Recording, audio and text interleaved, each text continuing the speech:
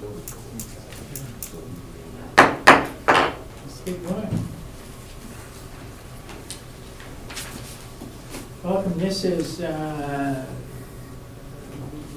City Commission meeting for Monday, February 1st. Thank God January's gone. 2021. Please join to have a roll call, please. Here. Here. Alright. Here. Wilbur. Present. Mayor Harrington. Here, please join me in the Pledge of Allegiance, please. I pledge Allegiance to the flag of the United States of America and to the republic for which it stands, one nation, under God, indivisible, with liberty and justice for all.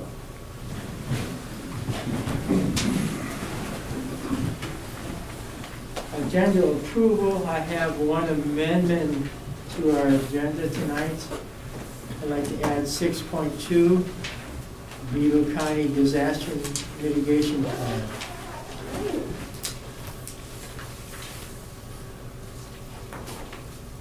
Do we have any other agenda amendments? If not, I entertain a roll call vote on that. Motion to approve the agenda, Mayor, with the change. Okay. Second. Roll call vote, please. Smith. Aye. Wilbur. Aye. Fred. Aye. Wilbur. Aye. Mayor Harrington. Aye. We Thank want you. to go back to the public forum. Pardon me? Public forum. Yep, next public forum. Public forum comments may be sent during a live meeting broadcast on the city's YouTube channel. This link is listed on city website at www.huronsd.com/citygovernment. In order to use the YouTube chat feature, please create an account with your YouTube and Gmail, or use your existing accounts. Please state your name, address for the record. Public forum is limited to a maximum of 3 minutes per person. We also have tonight, we have our HR Director, Nathan Hofer. He is sitting on the computer in the back of the room. He's taking any YouTube comments, and he will get to us if you have any questions. And we'll stop and we'll answer any questions to the best of our ability. If not, we will get back to you on any questions you may have. So with that, is there anybody here to speak to the public forum tonight? Don, yes. I speak. As I drop things. Lori Shelton, Huron Chamber and Visitors Bureau. Two things that I wanted to comment on. One, just to publicly let you know that the Huron Chamber and Visitors Bureau did vote and send a letter of public comment to Department of Transportation supporting Plan B, because that is what our businesses requested and felt like was the best option for the highway project. The other thing I want to do is to thank our street department for always putting up our banners and signs for us during each season of the year. And as you know, we won the Cackling Community Award, but part of it is because we have really awesome banners that we put up there welcoming our hunters in, and that's what we want to do each year. So I do want to say a special thank you to the whole commission and to our street departments for helping us with that. I guess the third thing would be is our chamber did also commit funds to the Dakota Events Complex, the DEX. So I'm looking forward to hearing what you have proposed for the city on that as well. So thank you. Thank you, Lauren. Anyone else for the public comment? Mr. Mayor, can I ask, because I did not hear, Lori, how much did that chamber? 25,000 plus some other material things that we're covering the costs of. Thank you. Seeing no others, we'll move on. Consent agenda. Matters appearing on the consent agenda are expected to be non-controversial and will be acted upon by the city commission at one time without discussion unless a member of the commission requests an opportunity to address any given item. Items removed from the consent agenda will be discussed at the beginning of the formal items. 4.1, minutes of January 25th, 2021. 4.2, fuel quotes for city departments. 4.3, raffle. Number 1, place Palace City All-Stars for a combined team raffle in Huron and Mitchell.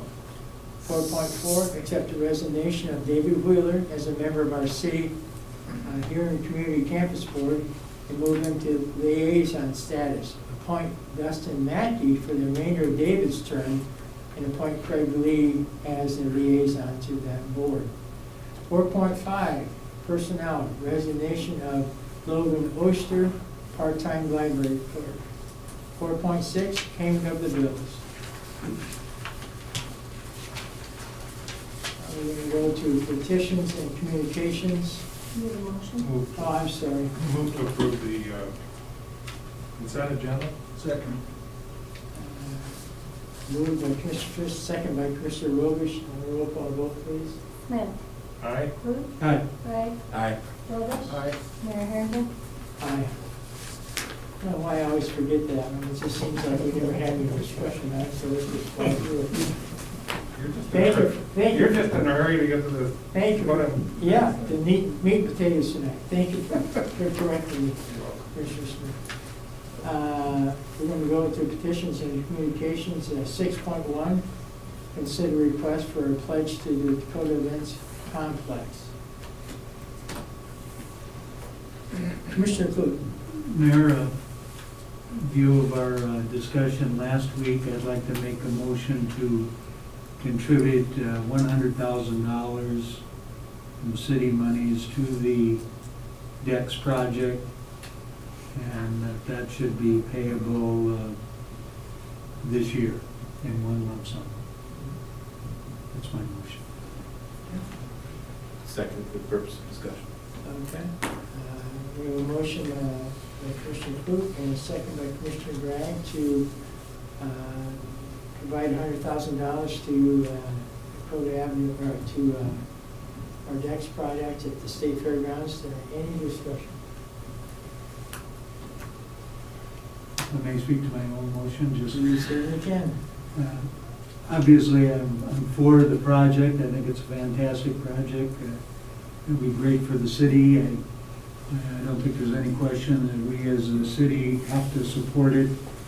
And as I told Jim White last week, the only argument or question is how much. And while we probably could afford more, I certainly think $100,000, especially payable immediately or this year, is a very significant gift to that project. Obviously, we have other entities in Huron that are already stepping up, and according to Mr. White, they're already about halfway to their goal, and they barely started the fundraising. So this is a statewide fundraising endeavor, and I can envision numerous entities and individuals that would be undoubtedly willing to contribute money, and maybe some substantial money to the project. So I think they'll be able to meet that goal. And so I don't want to go too crazy with it, so I think 100,000 is a very generous gift, in my opinion, of city taxpayer money. Any other comments?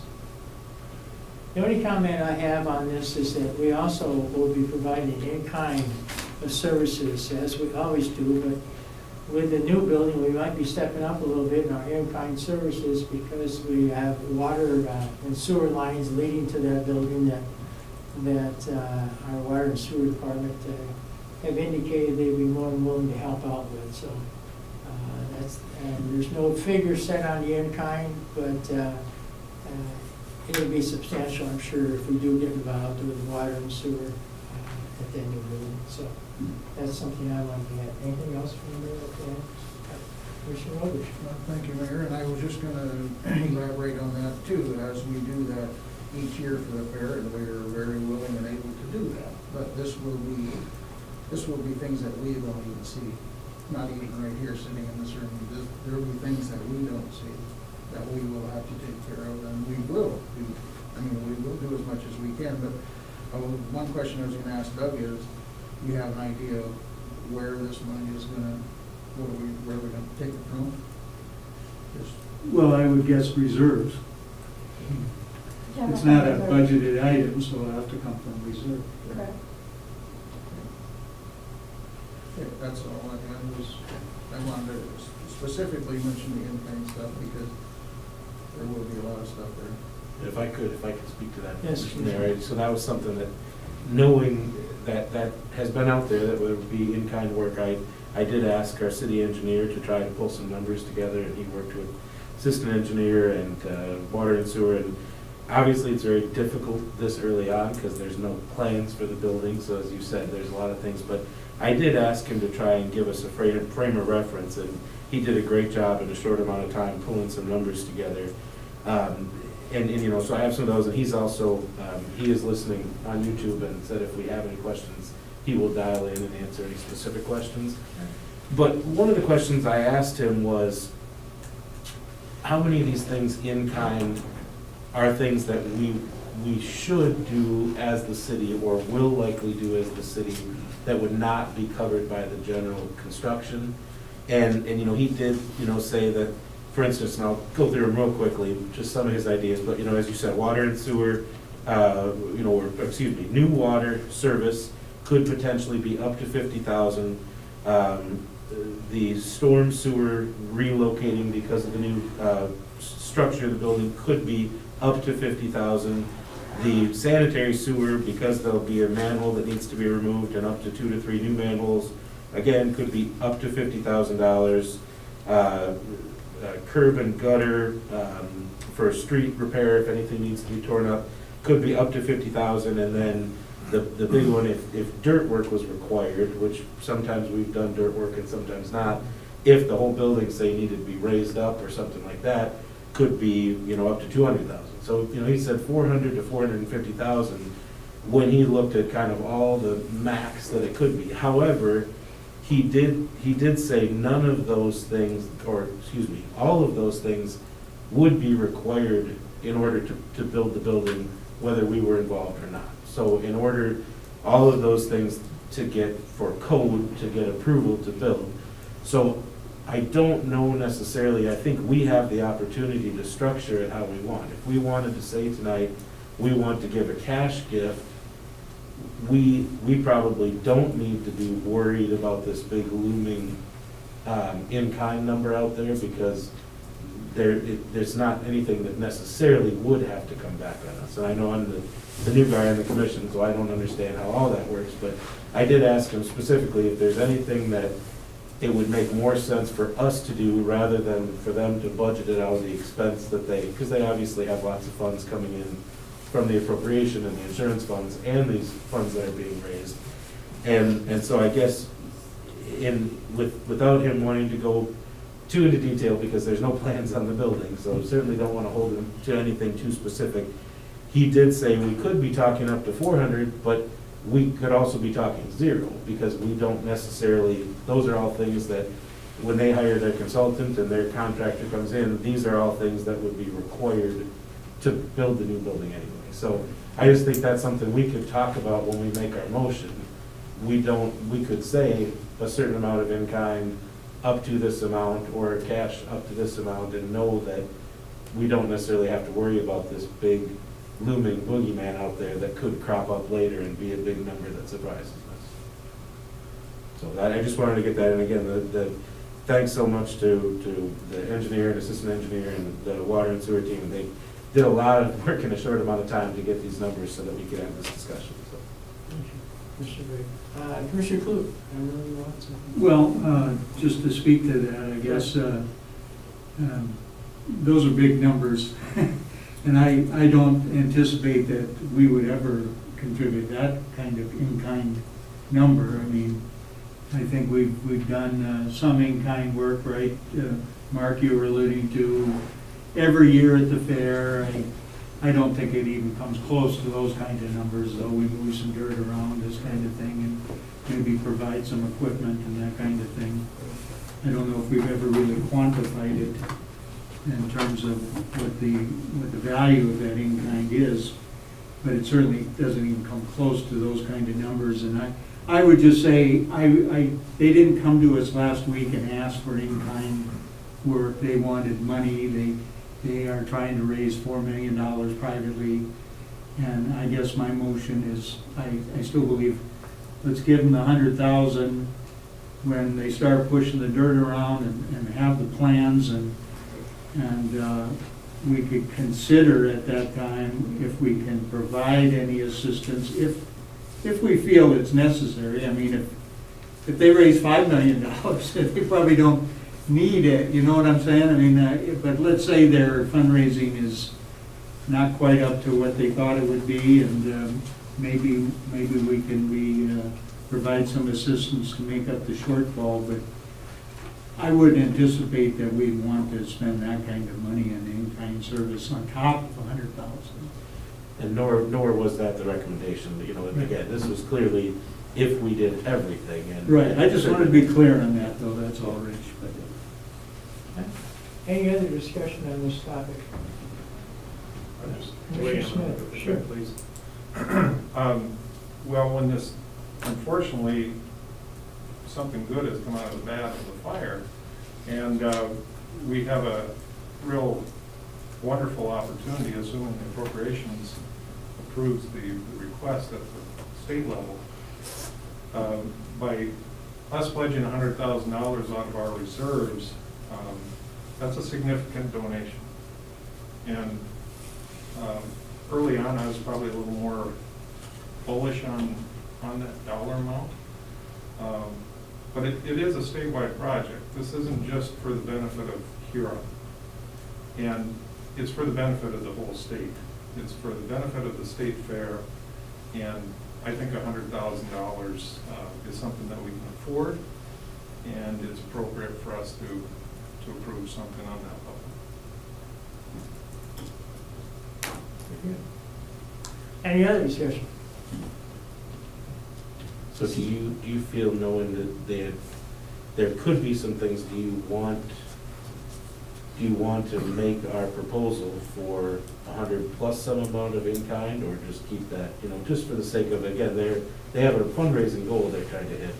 So whether we announce that we're giving just 100 and then who knows what, or do we want to quantify that now? You know, and I'm just asking the question, I'm not saying I have a specific idea, but for the purpose of helping their fundraising goal, if we're thinking there may be more that we might contribute, do we want to help them out by quantifying that now? I would probably err on the side of caution on that, Rich. You know, cash is cash, but the other part of it that you have to, is assuming that the money is appropriated, they're gonna start dirt work. So that's affecting the 2021 budget, because it's gonna be showing up in overtime. Helpful with that project when our crews should be out doing what they're scheduled to do. And that was a concern of the engineer, that, you know, that would be, the time constraint would be pulling them off of other jobs for any in-kind that would be. Well, I guess personally, I'm in favor of looking at whatever in-kind projects that we can assist with within our time limitations as well, and our budgetary limitations. Because we're dealing with 2021 budget, which has already been set. Of course, that's going to go into 2022 for certain matters, but I'm not real comfortable dropping a dollar amount on that. And I agree. I think you should just vote on what's on the table, what Doug, Commissioner Cruz put on the table. The in-kind in the past we've done, we provided a garbage truck, we provided ambulance and fire trucks, and that type of service which we would provide to any of our people who live in our city as far as the fire and the ambulance goes. So I'm not comfortable with doing that either, Brian. I just assume vote on the $100,000 and we'll go from there. If more in-kind comes down the road, and we can look at it as a commission, we can look at it at that time. So, with that, there was no other further discussion. I'll call for a roll call vote, please. Smith. Aye. Klug. Aye. Bragg. Aye. Roldish. Aye. Mayor Harrington. Aye. Thank you. Good discussion, guys. 6.2, this is the amended part of it.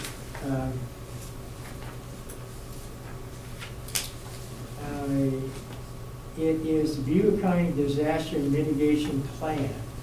And we had a meeting with the person from Northeast Council of Government, who's kind of in charge of setting this deal up, last week, and what come of it was the first meeting of the Beaver County Natural Hazard Mitigation Plan updated was January 27th. Discussion was held about the previous plans and projects. Hazard identification and hazard vulnerability worksheets were sent to and to be completed and returned to NECOG for information about hazards and vulnerabilities in Beaver County. The committee discussed the previous projects that were in the plan and identified some that were needed to be updated. The current plan expires September 1, 2021. Once the plan is updated and completed, the Beaver County will be eligible to apply to a FEMA disaster mitigation program. We will be having another meeting on February 25th to start zeroing in all of our plans on that. So that's something we do each year, and we'll be getting our information, our worksheets back to the NECOG so we can up to date with that. So if we do have some disasters, some weather disasters, something strikes our community, we'll be able to be in line to apply for FEMA grants. So that's basically all that is about. I don't think we need any votes on that. That's just information for yourself. All right, we'll go to 7.1, ordinance and resolutions. Our city attorney, Dr. Valesky, is here, and he's going to read that resolution, please. Tucker, before we do that, Barry, you want to give a little heads up on, you've been involved quite a lot in this, then we can, after Barry gives a little talk on how we came to this, we'll have Tucker read the resolution here. Okay, thank you, Mayor. The resolution is a result of the discussion that was held 2 weeks ago in our work session. This resolution, we drafted this with the understanding that it was a consensus of this commission to support the conversion of that Dakota Avenue in that the 5th Street block to through the downtown core area to Market Street to a 3-lane. So this resolution kind of is subscribing that into a text and so that we can provide that then as public comment to the state of South Dakota's Department of Transportation. So with that, we did, however, the initial draft of the resolution that was in the packet that was put out for tonight's meeting, we did have some errors and we did clean up some language in there. There was a reference to 2-lane construction that was going to be downtown. We found out that was an error. I misread that, and that is the 2-lane construction basically is from Market Street north to 3rd Street. So that did not affect the downtown area. And then we also cleaned up some references in here. And so you have in front of you both a red strike version that shows the changes that we made, and then you also have a final version. And so with that, unless there are questions, I'll let the city attorney talk about that.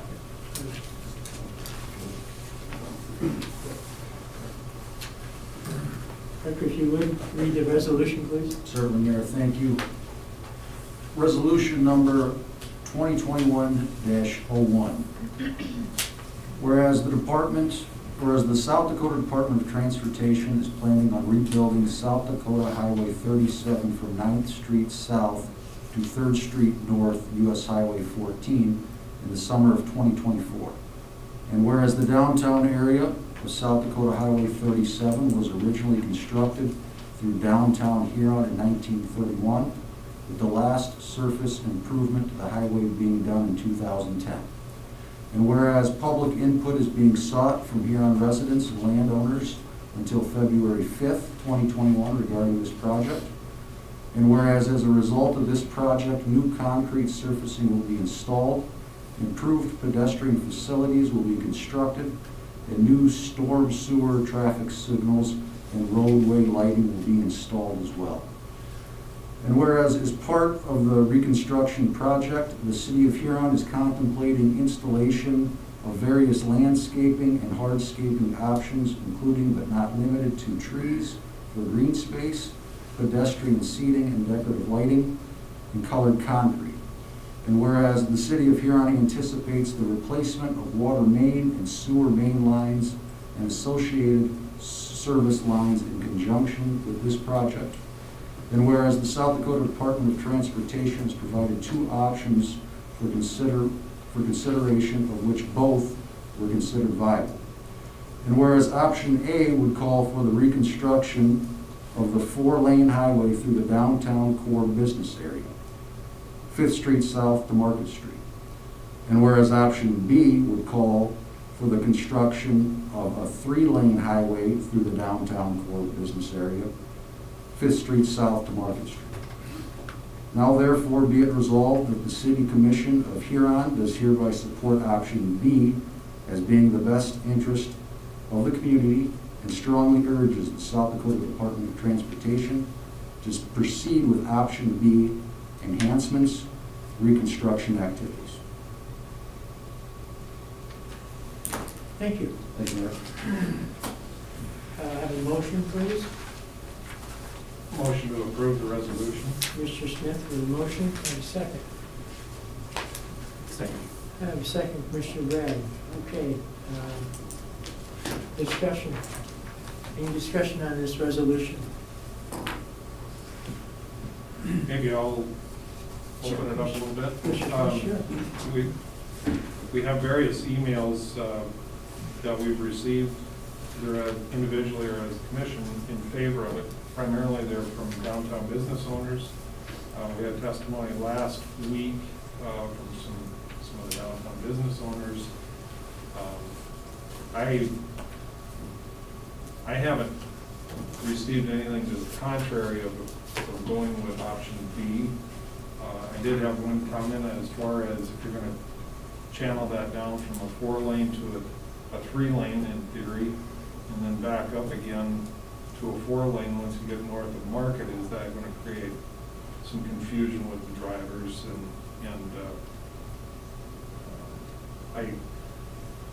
Initially it may, but as good old Huron residents, we get used to things, and I think it'll work out just fine. And I'm real supportive of the 3-lane because of the safety factors involved. It just, that street is probably, I think it's because of the presence of the buildings that are along that street, it just feels a lot more like a tunnel. It's probably just as wide as other streets, but it would seem like it should be slowed down a little bit. And I think by going to a 3-lane with a turning lane middle, that would help accommodate that, along with needing of traffic when they're trying to turn, and you have oncoming traffic that's blocking that view of making that turn. One of the emails referred to that of a number of accidents that happen because of that. It's a blind turn at various times throughout the day. So I'm in support of it, I guess, is the bottom line. Commissioner Rogers. Thank you, Mayor. I have several things I'd like to talk in. I guess I'd like to ask some questions to the people out here when you're ready for me to do that, I guess. So my first thing is, I did go to their meeting that they held at the Pop Ice Cream Shop, and it was a very well organized meeting, and it was very supportive. And I honestly don't know who all was invited except for us in the downtown merchants. I'm not sure, and that doesn't matter to me, I guess. I'm just saying it was a very well organized meeting. And I know the support that there would support this 3-lane, 2-lane with the center turning lane. And while I did say a few things at that meeting or whatever, but I wasn't one, because I don't live there and I don't have a business down there, so I didn't have a lot to stand on or to vote on or whatever, but working with the, and I'm not speaking for the police department, I'm not speaking for the fire department, I'm speaking on behalf of, I know I've talked to several police officers and several firefighters, and I don't think the consensus there was that they were in support of that. Just, you have to think of what their job down there in those two blocks would be, and I would agree with them there. But that's not to say that, again, I'm not speaking for them, I'm saying that's what the consensus was that I got from them. So, and I understand that. I was in Mitchell yesterday, and I drove down through the downtown area, and they have 4 lanes from, I don't know the names of their streets or the numbers, I'm gonna say from the Corbin kind of west south, it's 3 lane. It's what the DOT is proposing right here. Took me quite a while to get through downtown, it wasn't very busy, but I wasn't in a hurry, so whatever, but I don't know, I know Mr. Logan was there last week and he spoke on that, I don't know for sure what his sentiments were there. All I do know is how he voted at the end, so I think I know, but one comment that was made down there was we're the taxpayers of this area. Well, and I agree with that, but we all are. We all are in town.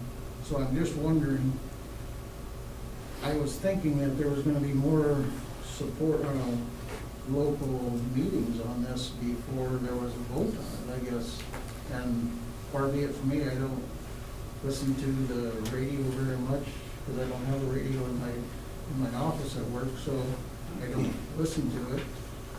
But I thought there was gonna be more, local meetings with everyone invited. Now, maybe there was, and I missed them, I don't know, so.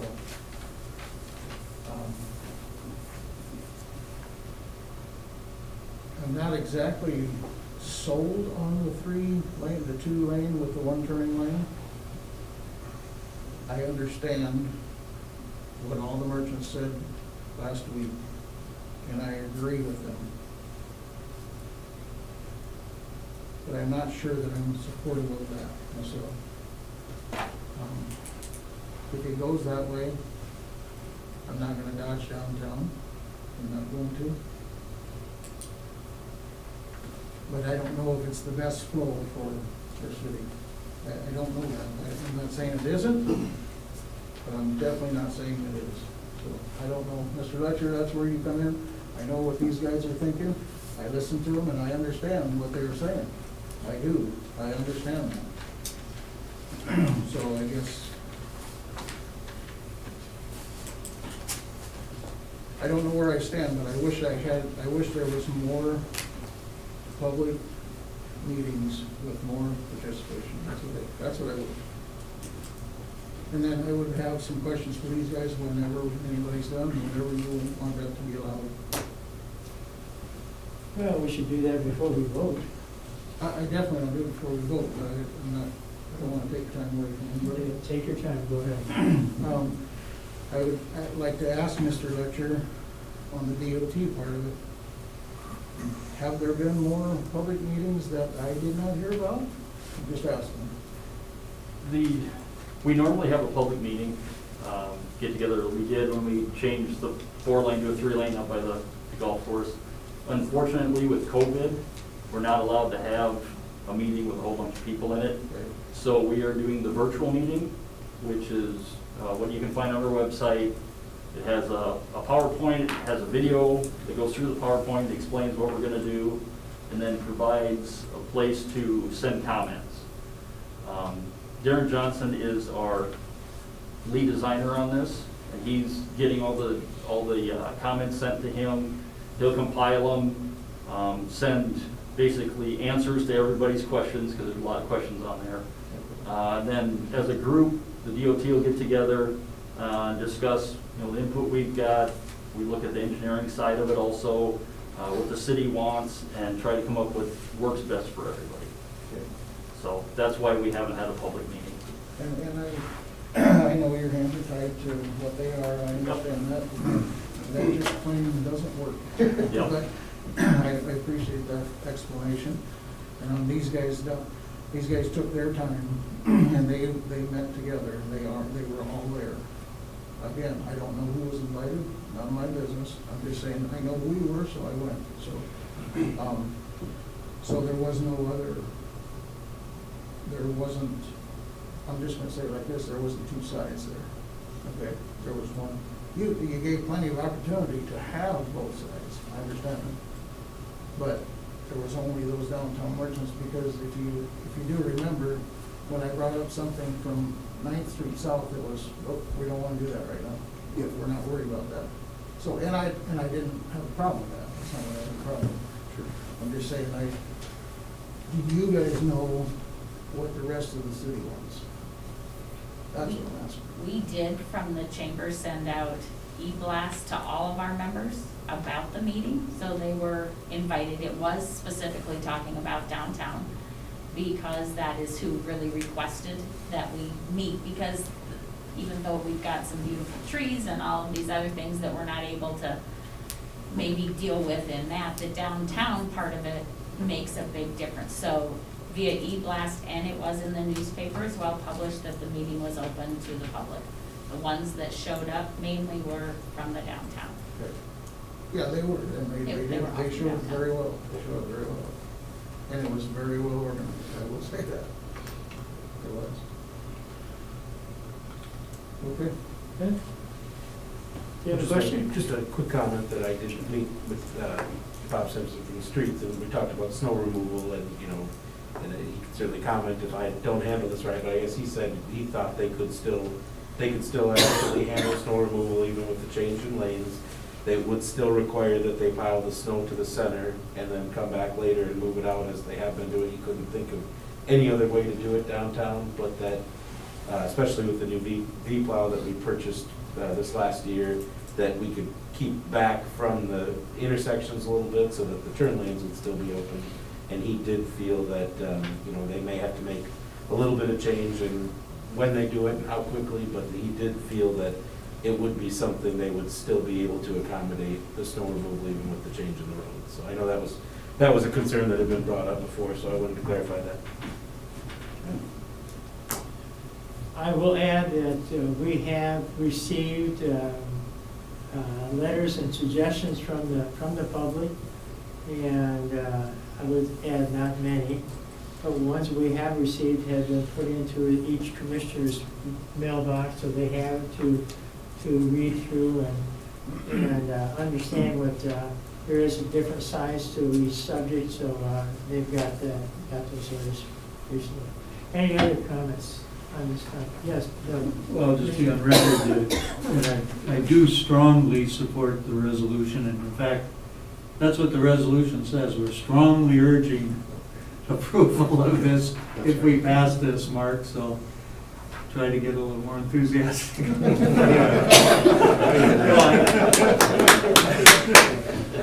I guess we had a workshop on this, with our engineer, and he kind of went through it, and he's been talking to the DOT on these things, and I think it came out clear to me that it really will help revitalize downtown. At least it gives us a chance to do that.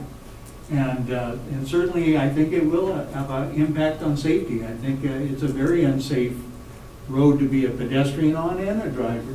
And I think we'll slow down traffic, we'll direct it a little better. I think it will definitely be safer. But it will give the merchants an opportunity to be a little more creative, I think, in how to enhance that area and get people down and be more pedestrian friendly. And so I'm all for it. Mr. Mayor, if I could, one final point too,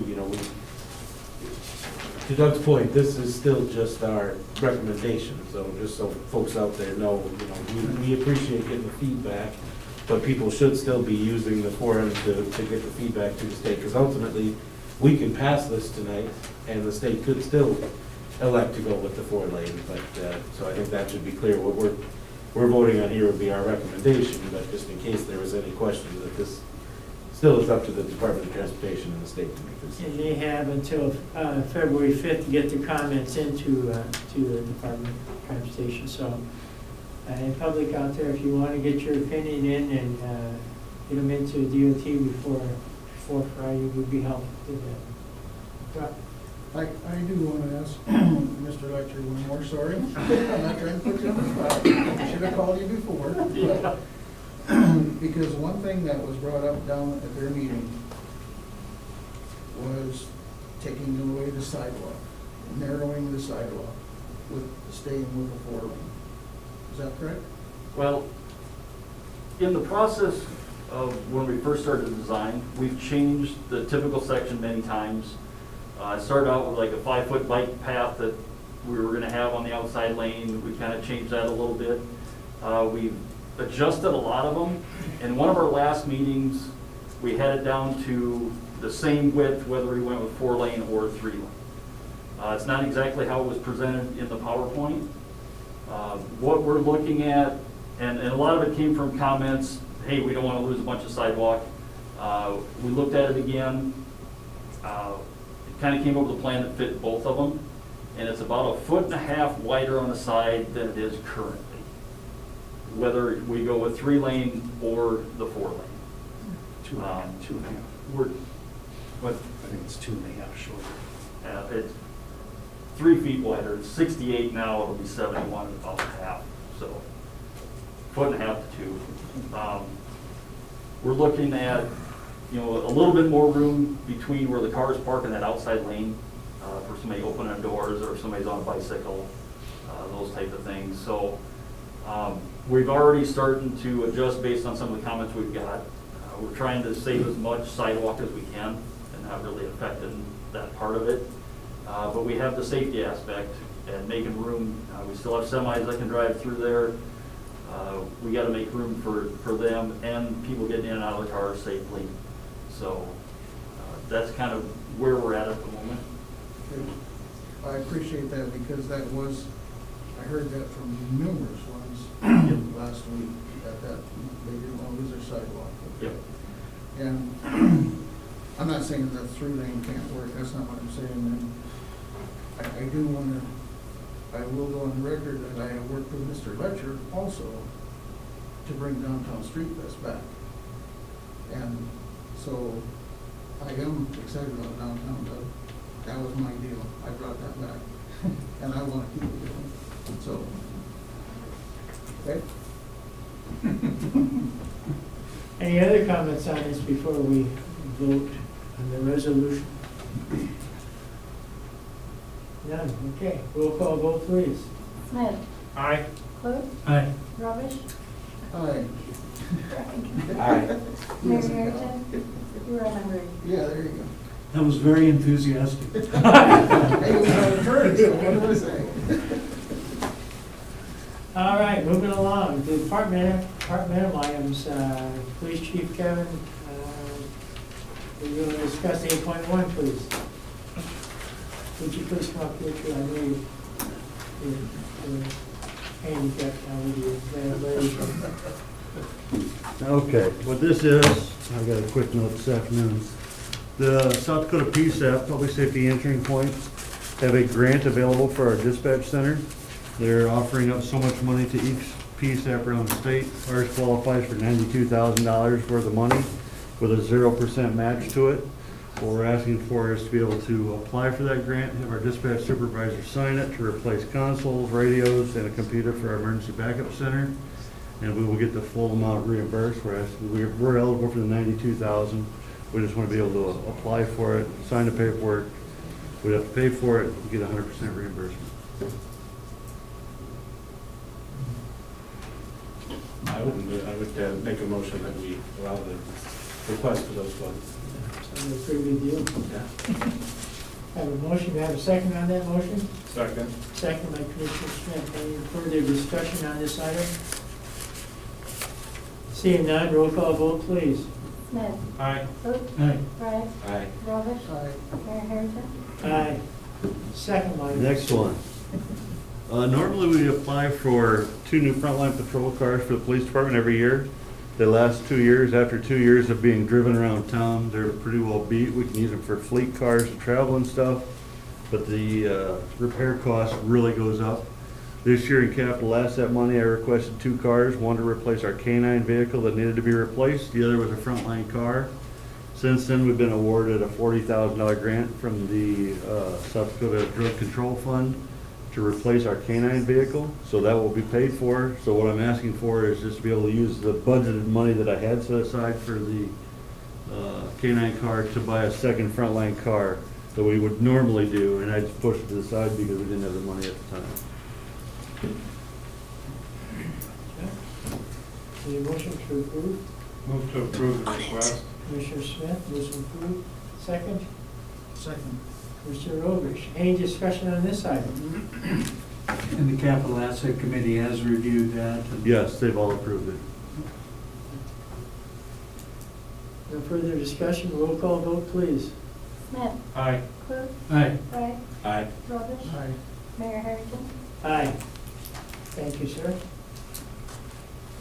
All right, now we're gonna go to a work session, city parking lot snow removal.